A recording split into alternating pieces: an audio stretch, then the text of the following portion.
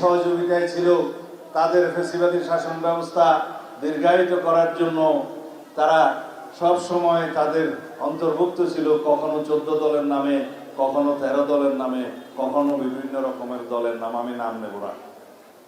তারা এখন সংস্কার কমিশনে এসে বড় বড় কথা বলছে, সারাদিন আলোচনা করে খানা পিনা খায়, সন্ধ্যাবেলা চলে যায়, কিন্তু কোনো সিদ্ধান্ত হয় না। আমরা দেখতে পাই বাংলাদেশের জনগণ নির্বাচনের পক্ষে কথা বললে একটি পক্ষ নির্বাচন ছাড়াই ক্ষমতায় থাকার খায়েশ প্রকাশ করে বিভিন্ন সোশ্যাল মিডিয়ায়। চাঁদাবাজির রাজনীতিতে, আপনাদের সন্ত্রাসের রাজনীতিতে আমরা অংশগ্রহণ করব না। আমরা পুরনো খেলায় কোনো নতুন প্লেয়ার হইতে আসি নাই, আমরা খেলার নিয়ম বদলাই দিতে এসেছি। আমাদের মুসলমান ভাইদেরকে মাঝে মাঝে বাংলাদেশে পুশিং করে, আমরা মোদীকে বলবো অন্যদেরকে বাংলাদেশে পুশিং না করে এই জুলাইয়ের খুনি হাসিনাকে বাংলাদেশে এই যুবকরা বুক চিতিয়ে রক্ত দিয়ে জীবন দিয়ে আমাদের কাছে বাংলাদেশকে আমানত রেখে গিয়েছে। আমরা সেই রক্তের সাথে কাউকে বেইমানি করতে দেব না ইনশাআল্লাহ। আমরা যেন তেন কোনো নির্বাচন চাই না।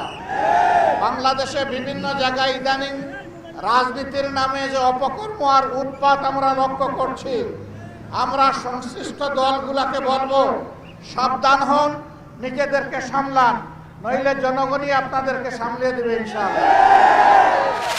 11 মাসে আমরা চেষ্টা করেছি এবং আমাদের তরফ থেকে বারবার বলা হয়েছে যে কোনো ধরনের কোনো সিক্রেট এজেন্সি, কোনো ধরনের কোনো ইন্টেলিজেন্স এজেন্সি যেন কোনো টিভি মিডিয়াকে বা নিউজ পেপারকে, কাউকে বা কোনো সাংবাদিককে একটা যেন ফোন না করে। পিএম অফিসের একজন একটা ডেপুটি প্রেস সেক্রেটারিও মনস্টার ছিলেন, এবং ওনার জন্য এটা করা যাবে না, এটা করা যাবে না। আমরা তো সেই জায়গায় যেতে চাই না।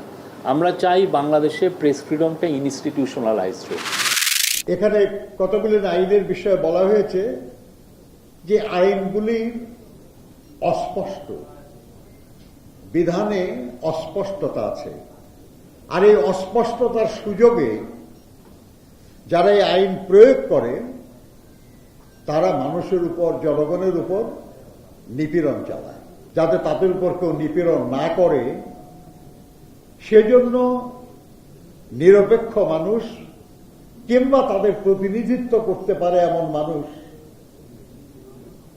এই সব কমিশনে থাকা দরকার।